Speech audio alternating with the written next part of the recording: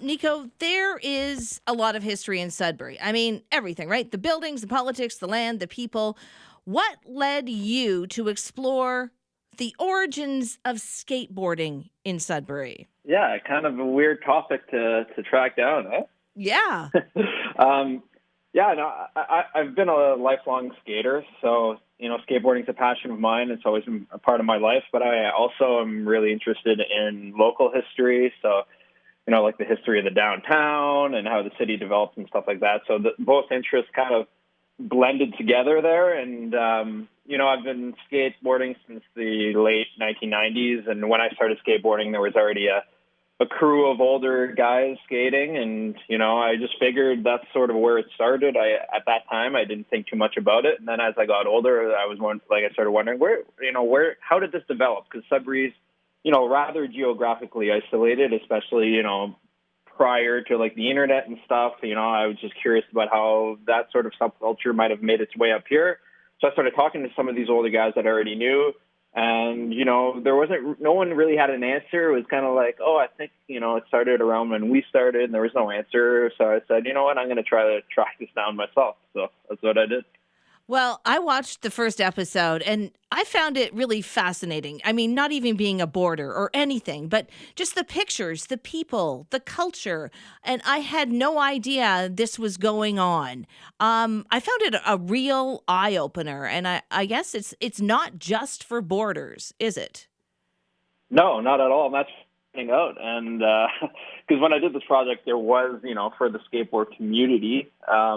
But I've received messages from tons of people who'd never skateboarded in their lives, who are just finding the stuff super interesting. And I think the stories are relatable, whether you skateboarded or not. It's kind of the story of growing up as a youth in Sudbury and kind of, telling the stories that are a little rough around the edges, or stories that don't usually get told, that are unpolished about living in Sudbury. And, I think a lot of people, that grew up here, some that didn't, look back and they can relate to some of the things that went on, youth kind of finding their place in the world, sometimes facing adversity. Skateboarders especially faced a lot of harassment back then when it wasn't a popular thing yet. So, yeah, I'm getting messages from people like literally around the world that, some that have left Sudbury and have been living elsewhere for decades. Or people that I received a message from someone from California, from San Jose, California yesterday, who said, I've never been to Canada, don't know, I've never been before, but I'm fascinated with this series. And, he was in his 40s, he's a skateboarder as well, but could relate to some of the experiences that were, told in the stories. So those are awesome to get those messages. Nico, where did you get? I'm amazed at the amount of video footage you have in Cracks in the Road. Like, my gosh, video cameras were not in wide use at that time. Same as skateboards. Yeah, for sure. Luckily, I was able to track down a couple people who had we call them like the bazooka cameras back then, in the 80s, like those really big, cameras that I think they fit like a full VHS tape right in the camera. Luckily, I got a lot of footage from someone whose parents owned a video store in Espanola. So they kind of had they had access to that, technology and stuff like that, I think earlier than others. So someone recommended him he was a great skateboarder himself, but I met up with him and, after a little while and telling him about the project, he said, well, you know what, I'll give you what I have and you can choose things that are interesting to you. And, so I went through those tapes and I think he was surprised with how much I found interesting, but I found a lot of it fascinating. And luckily, a lot of people, you talk to one person, they say, oh, I remember this person filming back then. So I get in touch with them and they would, dig up these tapes and, I amassed a little collection there, and that process was kind of a tedious one because a lot of these videos are filmed on formats that no longer are prominent. So like high 8 cameras and stuff like that, I'd have to get them. I'd send them to Toronto to get converted. They'd ship them back. Then I would dig through them. I'd digitize them, that sort of thing. So that took a lot of work, but I really I enjoyed all of it. like I said, being sort of interested with local history. Like, it was fun to see certain spots that don't exist anymore, buildings that aren't there anymore, old signage, that sort of stuff, like from when I wasn't around. So I found that really fascinating. I'm speaking with Nico Taus, series director of Cracks in the Road, a documentary series about the origins of skateboarding in Sudbury. Can you tell us about the first time you hopped on a skateboard? Yeah. That would have been, I think it was 1996 or maybe 1997. My older brother, I had an older brother who was a few years older than me. He was kind of really getting into skateboarding, and he had a little crew of friends up in New Sudbury that would kind of always be around, either around our place, or we'd go down to the public library on LaSalle, or we'd go to Cambrian College, or these little spots all around our neighborhood. And I'd be hanging out with them, and I didn't skateboard at the time. And then, after a while, you see other people do it, and it looks easy. You're like, you know what, I'm going to try to pick one up. So I got a hand-me-down board from one of my brother's friends, and started pushing around. And I was really, really small at the time, so, took a while to get a hold of it. But after a couple of years, I just kept going, and it's just something that I enjoy for several different reasons. One, the social aspect of just getting out and having a good time with friends. That's a great part of it.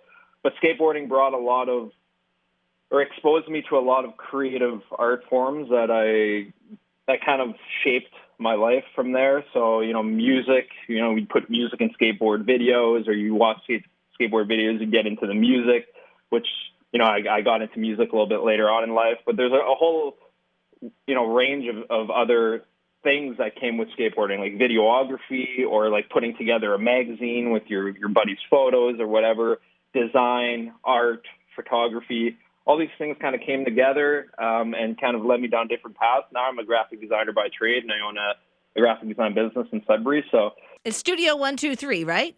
Studio 123, that's right. Got it. And in a weird sense, I guess you could track it back to skateboarding. If it wasn't for skateboarding exposing me to those things, I don't know, maybe I wouldn't have done it. But skateboarding is just an awesome activity. It's constructive. It teaches you, persistence, perseverance, pushing yourself to learn new things. It's just a healthy activity. So skateboarding, it's not only an awesome activity, but it's an awesome community to be part of in Sudbury. So I'm happy I was able to celebrate that with this project. Is skateboarding still a big thing here? I know we've got the skateboard park over by Carmichael Arena, but is it still a big thing? It's actually, right now, I would say it's in a major resurgence. The last couple of years, I think skateboarding is getting popular, like more popular just in popular culture in general. So there's movies coming out about it. You watch TV shows and kids are skateboarding in it and whatever. But these last 2 years, there's been like a resurgence. I'm seeing a lot of young people picking up boards for the first time, new sort of groups of kids that kind of came out of nowhere. There's a lot of young girls getting into it, which is awesome. Yeah, it's really good right now.